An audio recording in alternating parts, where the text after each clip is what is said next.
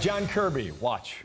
We think the number, obviously, is somewhere in the neighborhood of 8 to 9, probably more like 9. We know that there's at least one other American woman who's unaccounted for. We don't know much about her condition, where she is. And I would say the same thing, unfortunately, about the other Americans that are being held hostage. Hamas is the reason that the pause ended, because they refused to put on the list additional women and children that we know that they are holding, and they're refusing to let go. So that from Fox News Sunday with Shannon Breen. The fighting resumed over the weekend. Israeli Prime Minister Netanyahu saying that the war will continue until Israel achieves all of its aims.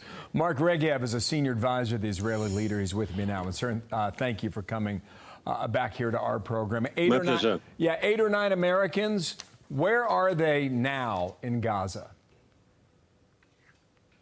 So in some dungeon that Hamas is controlling.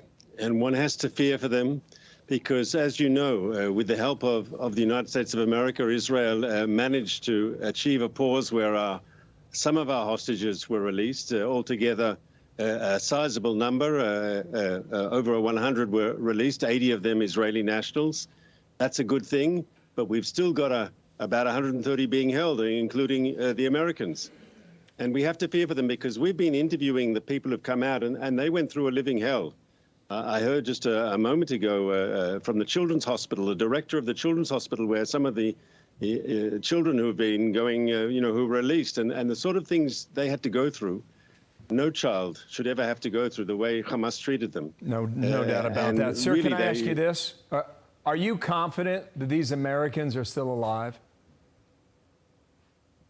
Look, I can't be confident that anyone is alive, unfortunately. We're dealing with a brutal terrorist group that has no qualms whatsoever about butchering people. We saw that on October 7th when they entered Israel and they massacred our people and, raped, burned people alive.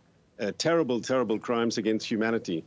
And we see that with the way they treat their own people, the Palestinian people of Gaza, how they deliberately use them as cannon fodder, how they deliberately use them as a human shield for their terror war machine. Why else do you build your bunkers under hospitals? Why else do you store missiles in schools? Why else do you build your underground tunnels under urban neighborhoods? The idea is to have the civilian population of Gaza as a human shield for your war machine. There's no other explanation. So these are brutal people, and anyone who's in there, held by them, we have to fear for them. Yeah, your negotiators were pulled out of Qatar over the weekend. I'm assuming there is still a line of communication with Hamas leadership. Can you confirm that?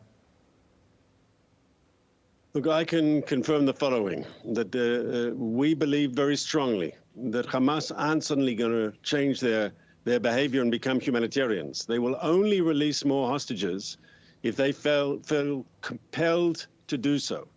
And by applying military pressure and beefing up the strikes of the Israeli Defense Forces against Hamas's military machine, eliminating their commanders, when they start to feel the pain, maybe then we'll have another opportunity to get our people out. Well, last question. Will there be a ground invasion in southern Gaza?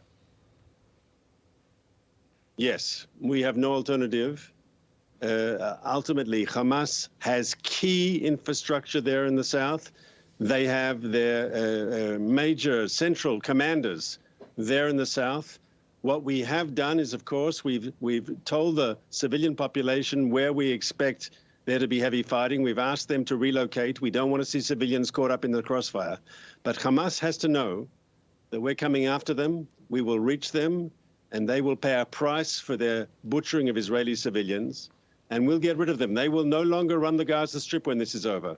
And that'll be good for Israel for obvious reasons, but that's ultimately also good for the people of Gaza, who deserve a better government. Hamas has been ruling there for 16 years, and what have they brought the people of Gaza?